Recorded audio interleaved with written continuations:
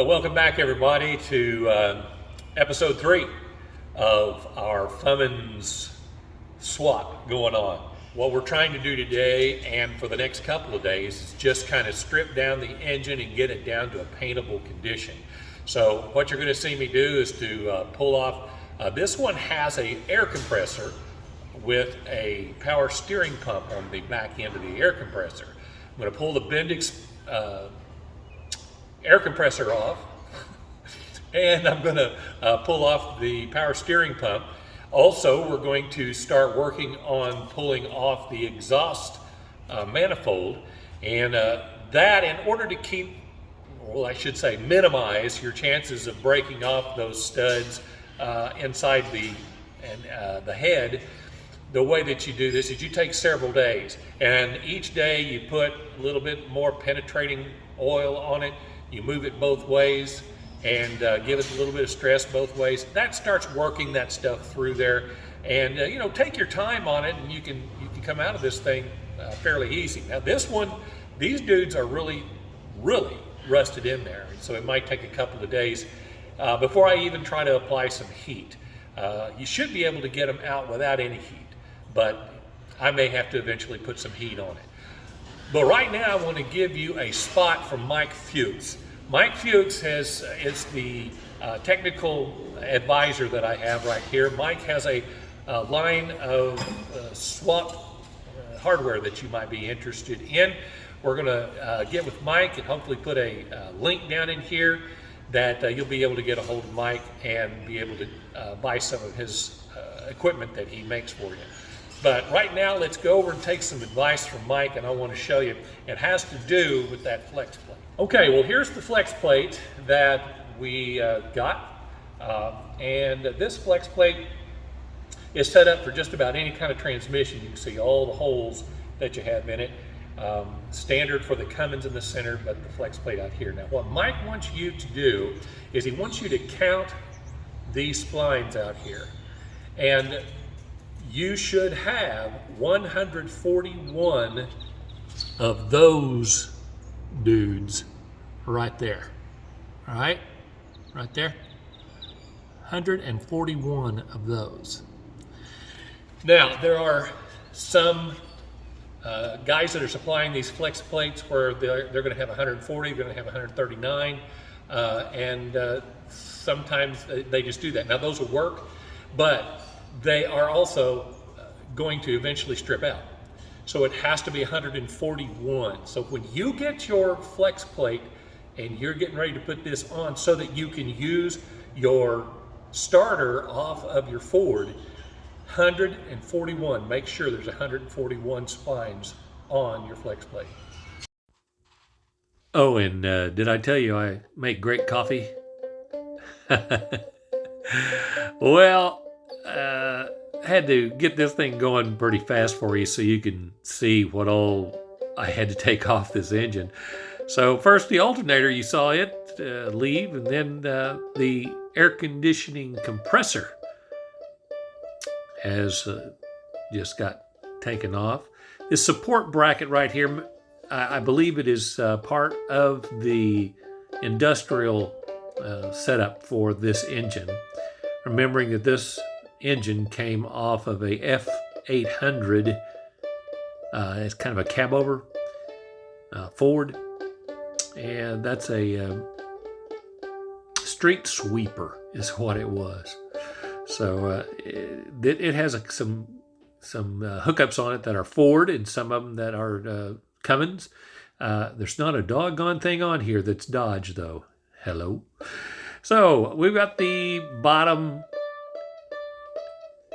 oil drain off of the turbo. Gonna get ready to do the top one here. In between working on the other implements, I loosen and tighten the studs up on the exhaust manifold, trying to move them back and forth to get them to come off. I was hoping to be able to get all 12 of those off there, wound up with snapping off 2 and rounding off the head on 1, but that didn't keep us from getting the exhaust off at all. So the turbo upper oil supply is now coming off, so it'll free up the exhaust manifold.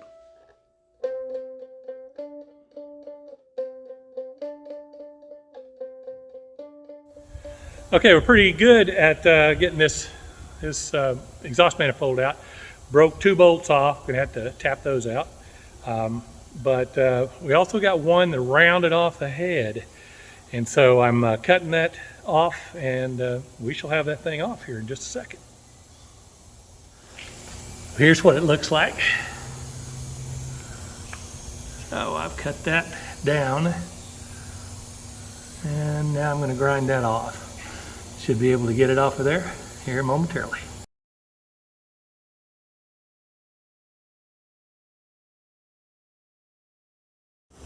All right, well, take a look at this little grind spot right there. Ground the head off of it. Should be able to knock that thing off of there now.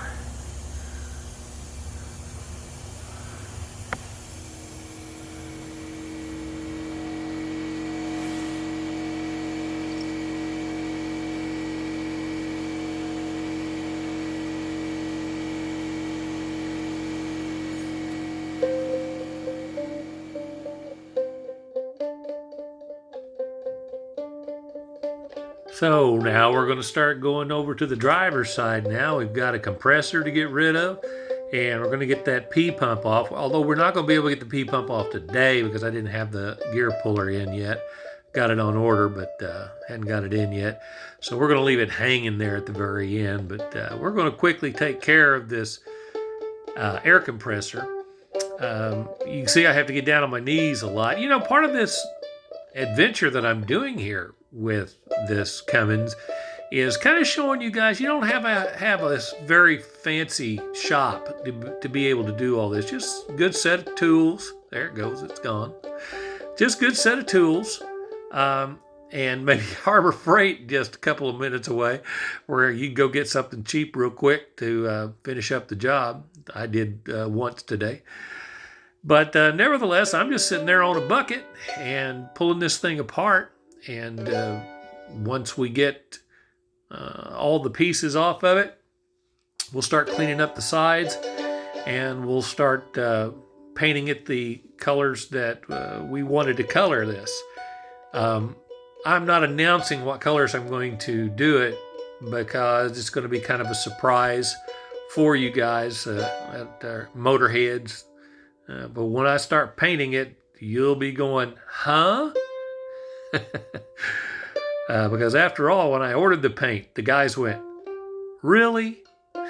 I know I'm not going to paint it chartreuse. No, it's going to be a real nice looking color.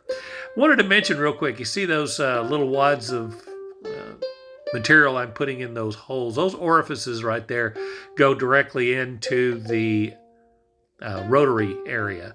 The one in the upper right there is where the lift pump came out of, so you stuff that because right inside there is the cam. You can see the cam in there, as a matter of fact.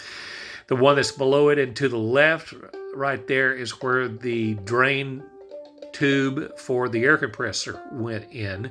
I'll plug that one.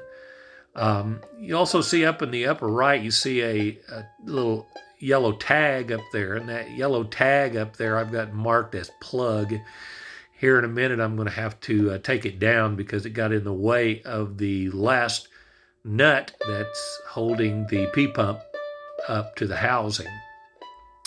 One of the things you may not have noticed, but I wanted to mention that the P-pump very easily was going to do some damage to the housing because the support that was underneath, the nut had fallen out, the bolt had fallen out, and so it was not being supported from underneath. So we got to it before then. Notice I put some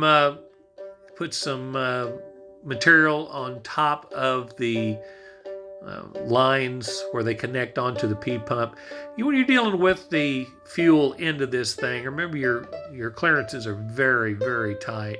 So try to keep all dust off of there. Even though I'm going to get them down and clean them pretty good, you still want to try to keep as much dust out of there as possible. So we're going to finish up right here, just quickly getting those hidden nuts that were inside there. And once you get those off, then the P-pump is ready to pull off. And when the P-pump is ready to pull off, we will put the gear puller on the front, pop that gear puller off, and then we'll be set up for putting the P-pump down on the ground, getting it up on the workbench where we're going to put some delivery valves, upgrades in it, and going to do some other things that are going to power up that AFC also. All right, there you go. Big day. Had a great day getting this thing all pulled apart, getting everything that you've been wanting off of this thing. So now we're going to be able to paint it. All I like is to pull this pulley. Let me turn it around so you can see. All right, so I've got to pull that gear. So I'm leaving it on. All the bolts are out from inside here. Okay, all the bolts are out inside here. You can see down here, and I'm all out.